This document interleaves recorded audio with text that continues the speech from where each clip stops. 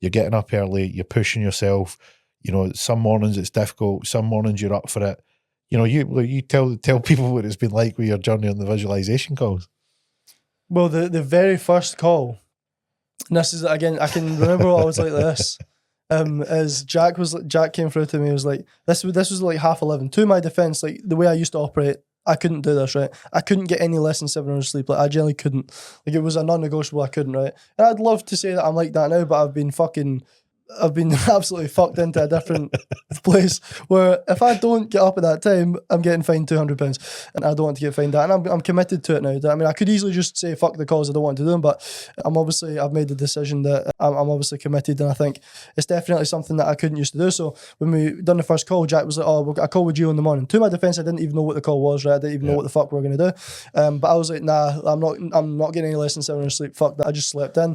And you're like, well, if you want to start doing these calls now, then you're paying double, right? And then obviously I had to pay the double. And since then, I genuinely haven't missed a call. The other morning, my alarm, whatever happened, I was like 3 minutes late to the call. But the since that though, the positive reinforcement is I genuinely have woke up every single morning, even if I didn't want to, and I was on the call, like every single morning. And it would, like, at the start, it was like, oh, 7 hours sleep, whatever. And then I got into the headspace of, regardless of how much sleep I get, I'm getting up for the call. And it was like, the resilience has been actually, although we have been called gay really like, a lot, right? The shift in being able to do that compared to what I used to be able to do is night and day. Like I completely shifted. What's changed? What's shifted for you?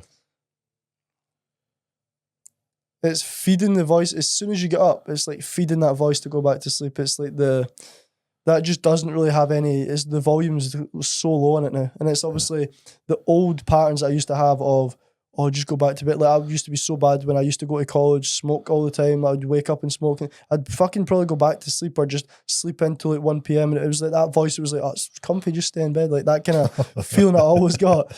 Almost over the last few months, 4 months, right? I've not been firing that.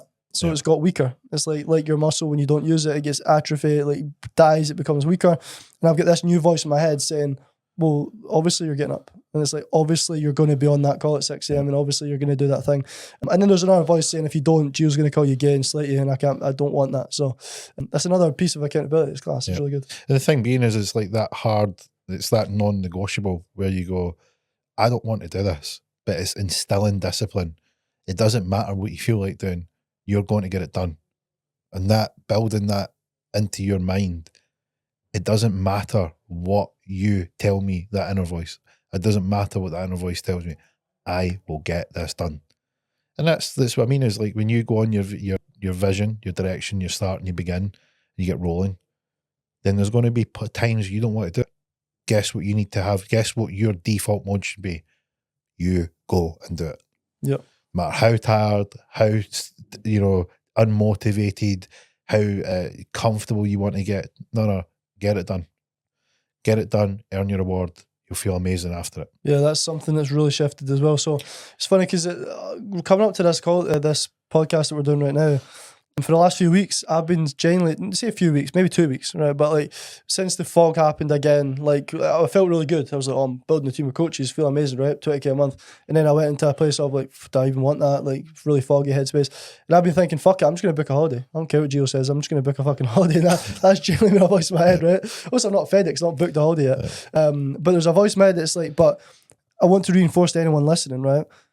Life, you call it life. I know you don't really like this lofty shit, right? But life will let it get off your chest, man. I know, fucking. I need to release this shit. I need to give it to people. Let it rip.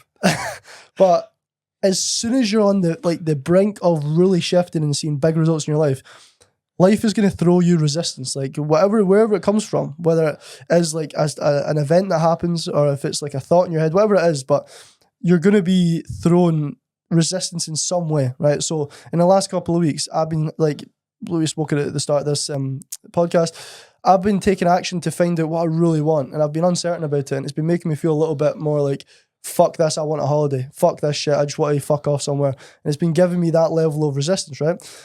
I've not fed into that. Like I've not booked a holiday, I've not gave up, I've showed up to the calls,